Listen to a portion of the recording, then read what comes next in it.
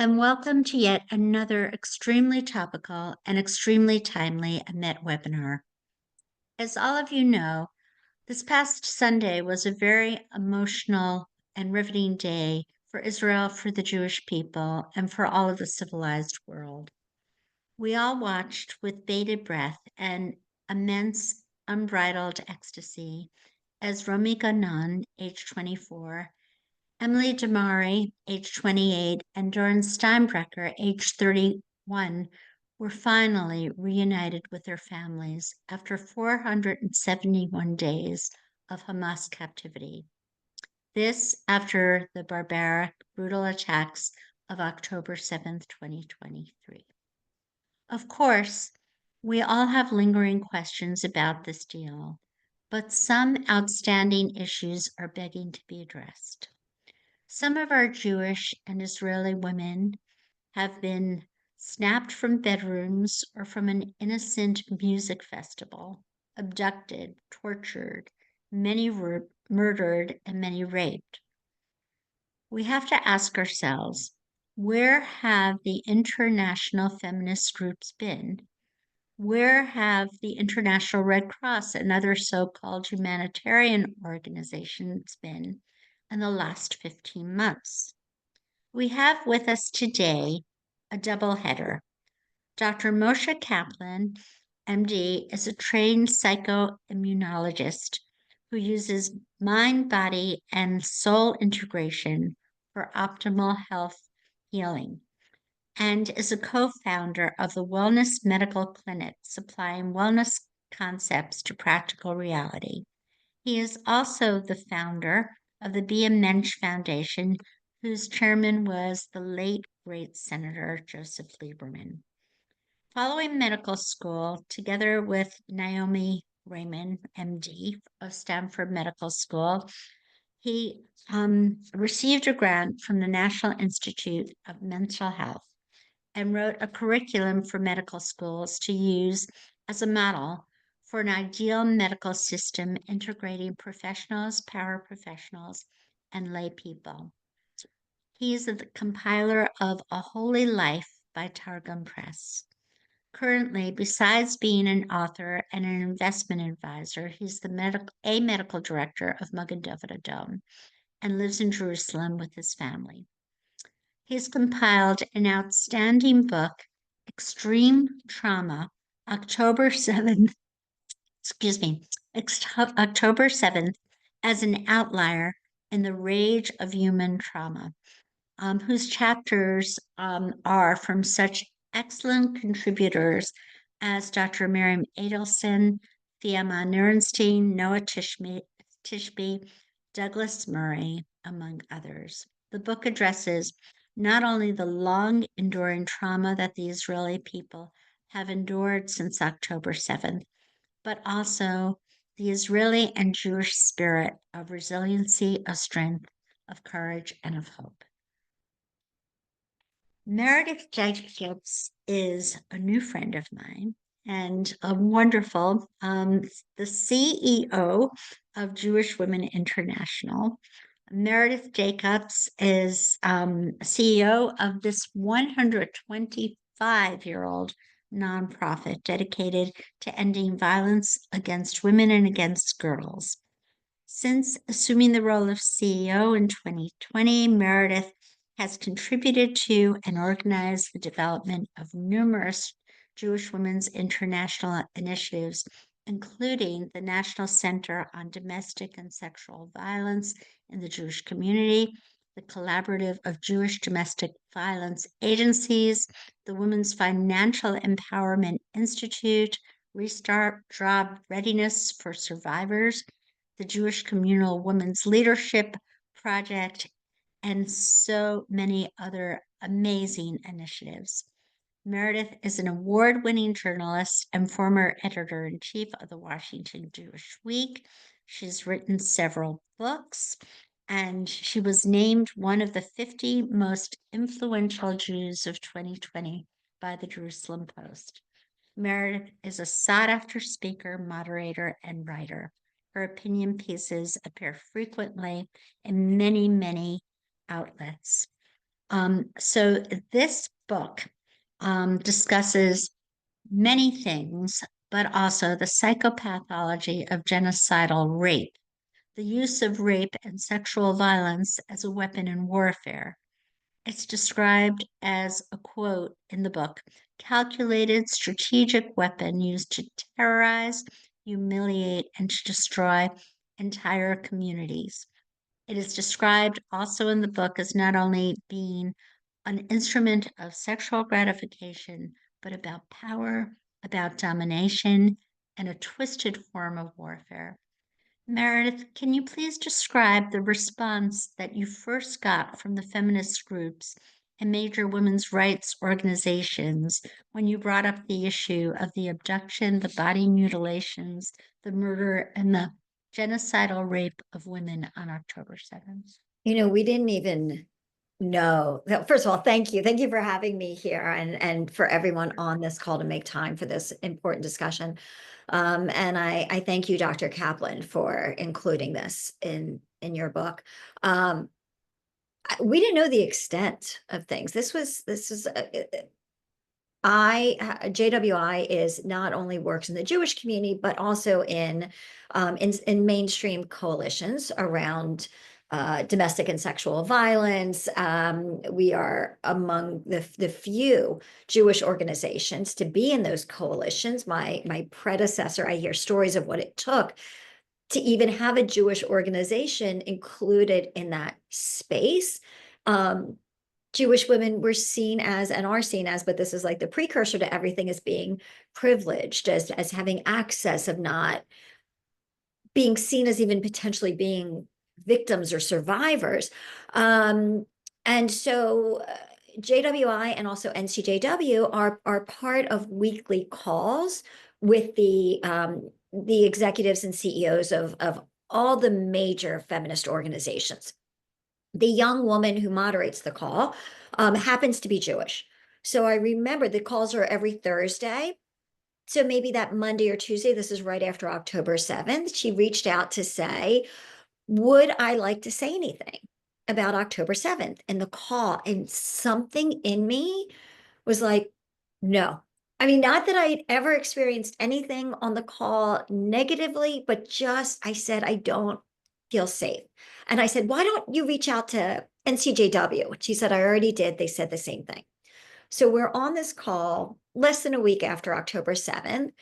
And the young woman, to her credit, said, I want to recognize that two of our colleagues, are represent Jewish organizations, and we want to, to speak to the atrocities that happened in Israel. And normally when something like this happens, the chat group, you all know, the chat line is just filled with, love you, we're with you, and whatever little hearts pop up. And there was nothing. It was this awkward silence.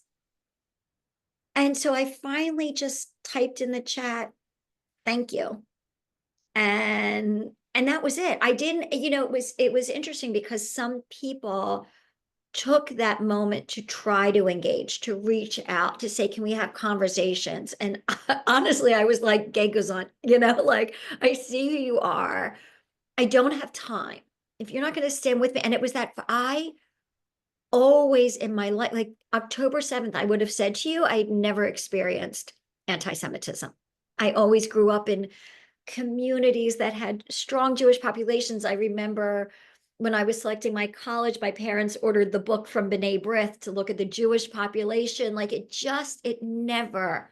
And that feeling of being othered and less than simply for being Jewish. And the more we learned about what happened, I mean, again, we'll be talking about this, but to feel like our bodies were not worth as much as another because it's a Jewish body.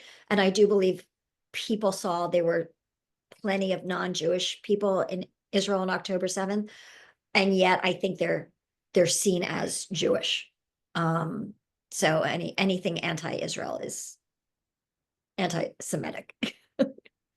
Yeah. Meredith, can you discuss the response of the United Nations Committee on the Elimination of Discrimination Against Women? Have you reached out to them, and have they been of any support whatsoever? So CEDAW and UN Women were silent. It was very strange. There was one day where we all saw a tweet pop up on UN Women that called out Hamas, that acknowledged Israel, and within minutes it disappeared. It was almost like someone said, "What are you doing posting?" and shut it down. They did not speak out, where they did many, many times, about what was happening to the women and children in Gaza.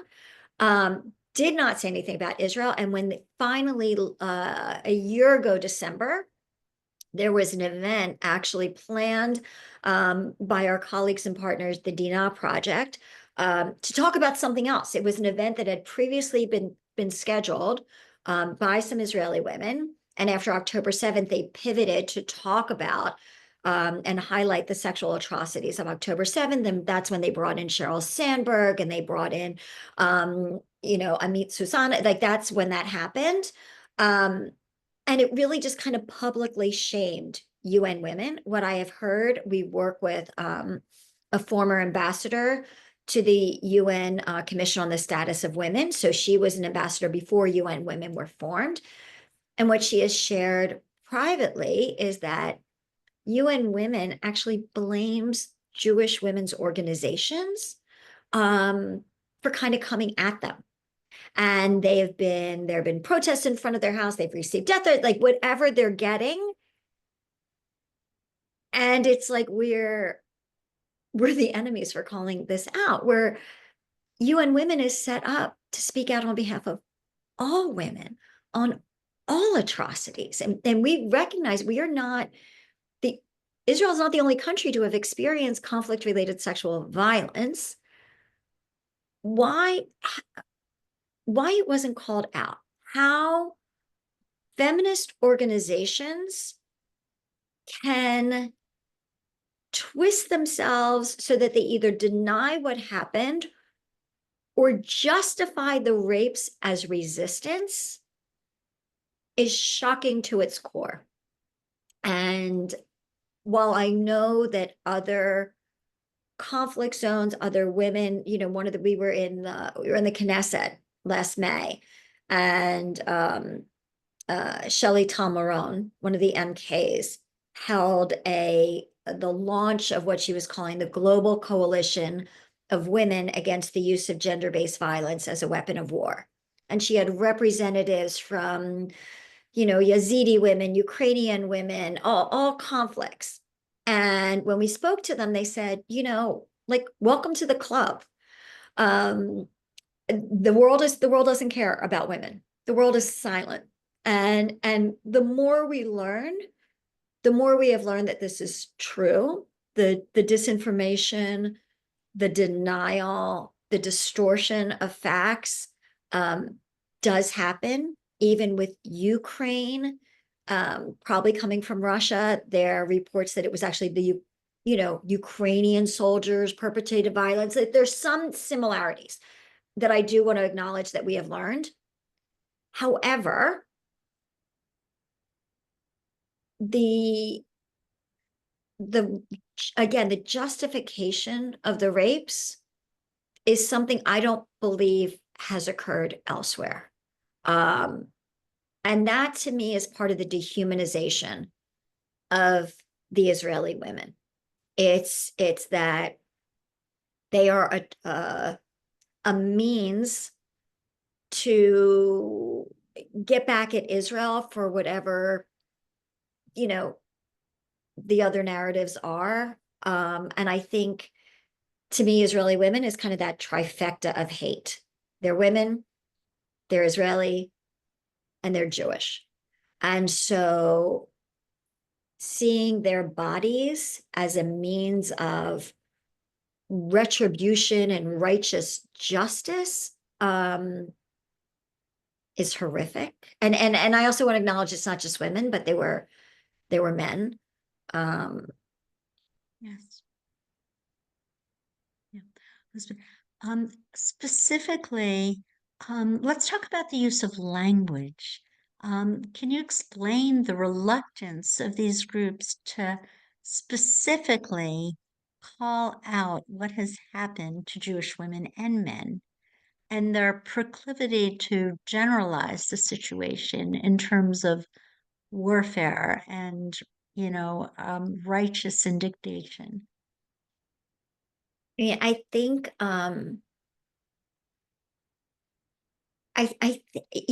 these are narratives that have been shaped um for as long as there have been Jews. It's interesting. I'm going to be on a panel about the Merchant of Venice, and actually, I included the line in the op-ed that I wrote in the forward back, November of 23.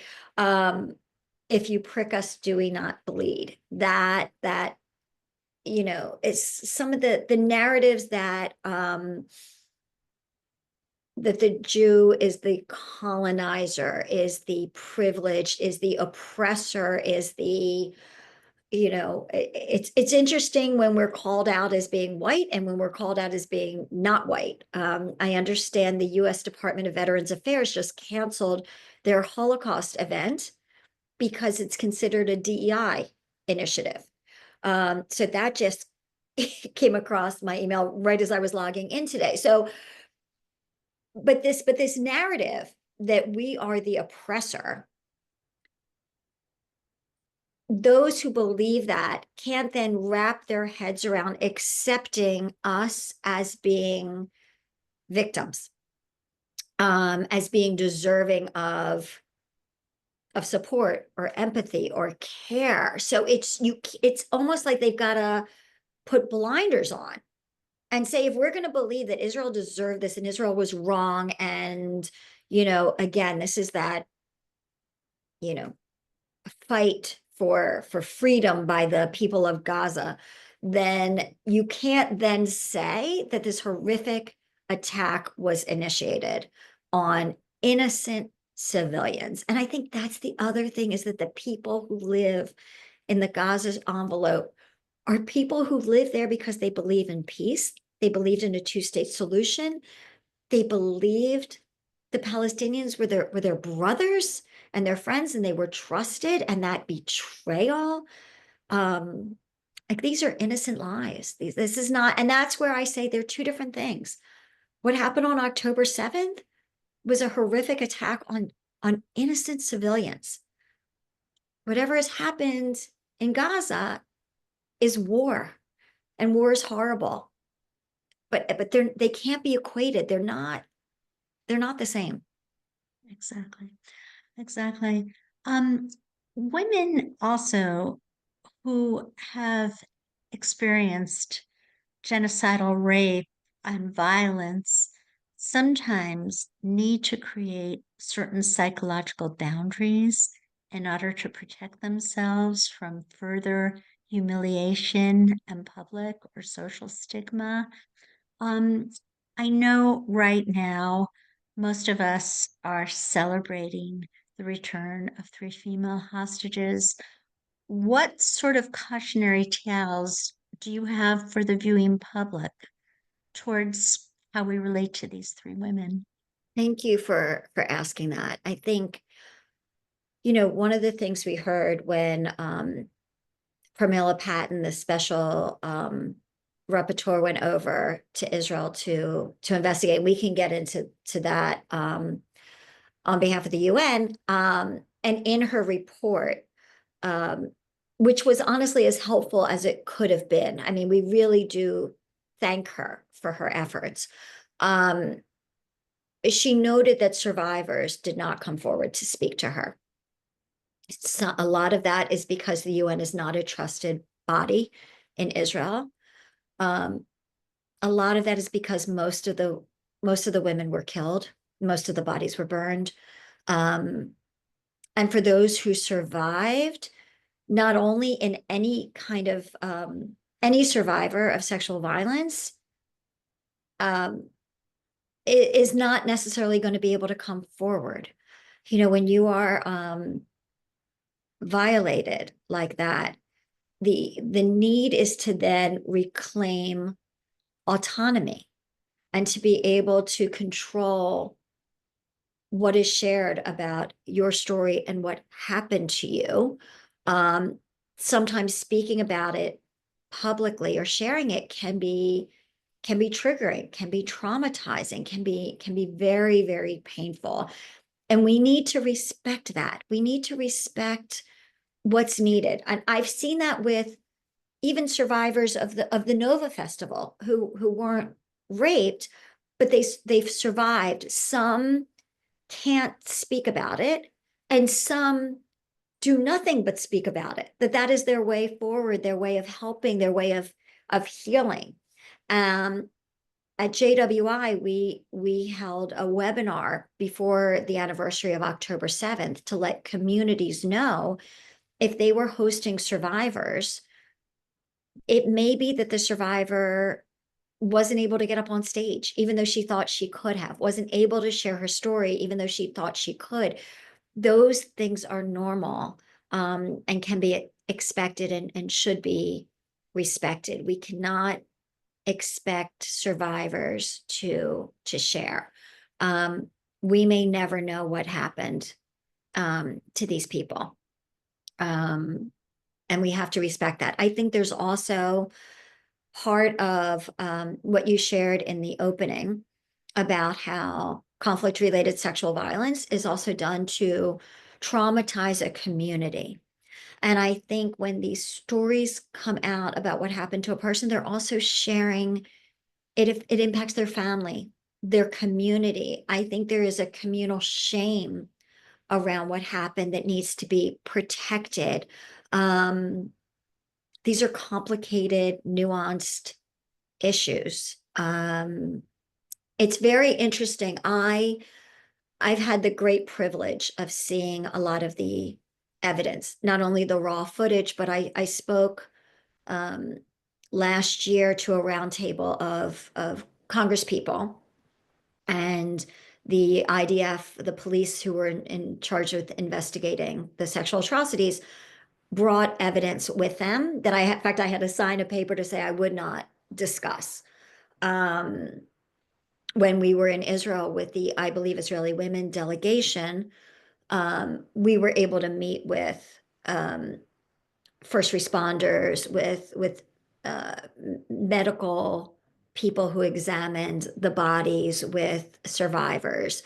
So I've seen a lot.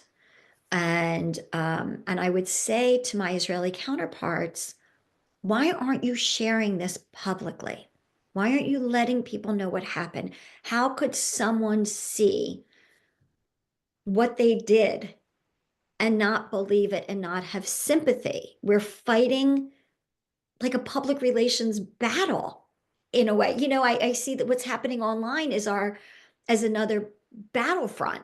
Why aren't you putting the stuff out there? We're seeing pictures of dead babies in Gaza. Why aren't you showing what they did? And what they say is because we respect the victims and their families. So they will not share these horrendous pictures that are just devastating. And they won't share them out of respect. And I think that says so much about the morality of the Israeli people and about ultimately who they're protecting. It says so much about what is in the DNA of our collective people, and um, I would like you also, Meredith, to discuss what it is that you have learned since October 7th, 2023, in terms of handling this incredibly sensitive and delicate issue. It has been an unbelievable education. CRSV was not even a term I had known October 6th.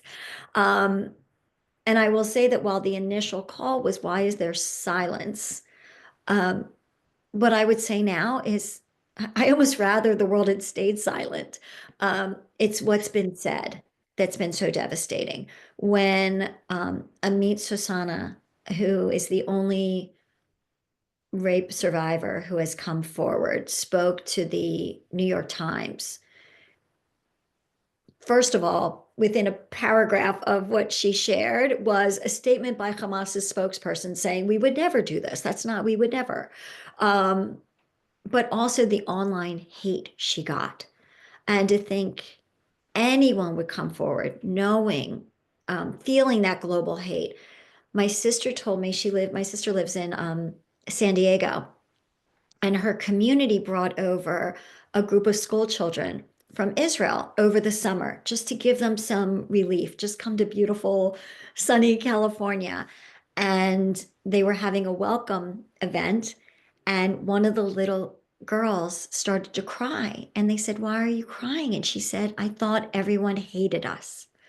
Um, I spoke with colleagues of mine in Israel who run rape crisis centers who say what is so the worst of this is that the world doesn't believe us.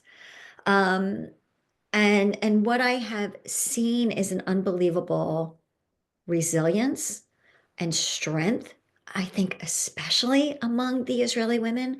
Um, there's a group of women who are all experts in international law, in gender-based violence, um, and media who came together soon after October 7th to form the Dina Project. Um, One of them, Dr. Ruth Halpern Kadari, formerly co-chaired CEDAW. They were instrumental in speaking with Pramila Patten and convincing both the UN and in Israel and letting her come over. They're working again to have her come back. What I've learned and I've understood with the UN is that there's a process that every year the Secretary General releases a report on incidents of conflict-related sexual violence in various conflict zones around the world. Now, the information pulled together to create that report can only be obtained by UN organizations on the ground in those countries. So he won't take it from another source. It has to be from a UN source. Such a UN body does not exist in Israel for reasons probably everyone on this call understands. From that report, that is where the Secretary General and he alone decides who will be listed on the blacklist. And the blacklist has implications on different designations, potential sanctions. There are implications for being on the blacklist. So the only way that Israel and what happened on October 7th was able to be included in that report was because Pramila Patten went over. The challenge this year is that if she does not go back, there are allegations coming out of Gaza that the IDF has committed sexual crimes in some of their prisons. Regardless of if it's true or not, there are these allegations, and that will be reported and that will be included in the report. There is a chance that Israel will be put on that blacklist and Hamas will not even be mentioned. So that's what we're kind of up against, which is ridiculous. But I credit my colleagues at the Dina Project for their extraordinary, tireless work that they're doing. I credit you and your colleagues at the DNAP project because it seems as though there are so many crimes and atrocities that Western civilization might or might not have committed throughout the years, yet that tiny little nation state of Israel suddenly becomes the apotheosis of all of the centuries of crimes, um, irrespective of whether or not they are bold-faced lies or whether or not there is some element of truth to them, you know. Well, And what's really interesting and something that JWI, so we, JWI, because we are the leading Jewish organization working on ending violence against women and girls, the Dream Foundation reached out to us to partner not only first in a delegation where we brought over women who were experts in gender-based violence, in law, in media, to Israel with the purpose of learning and bearing witness, and then coming back and launching this global movement. And what we're focusing on is how social media was used as a tool in the conflict-related sexual violence. So of course, rape as a weapon of war is as old as war itself, and disinformation always in partnership. But what is the reach look like when you can pay for bots and you can run campaigns and you can embed these messages that are either, on the one hand, sharing incredibly graphic images that further the terror and trauma, or are spreading falsehoods that reshape the narrative? What does that look like? So when yesterday I was on a call with the Atlantic Council, that's a think tank, and I was on specifically with their staffers who specialize in CRSV and also in tech. So I said, what's different about this? And what they said, and it was fascinating, is that Israel, for as tiny as it is a major media market. And also they said, if I spoke Arabic, I may have seen similar language on other conflict zones coming from ISIS. But because this was English, it spread. Because it's Israel, it spread.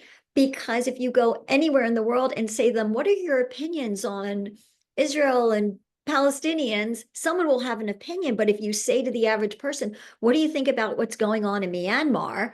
They're going to not know what you're talking about. So all of this, I think, gave this moment where the world woke up to CRSV and to the disinformation around it. And so what we're looking at is, how do we use what happened and the way social media was weaponized, by the way, by terrorists?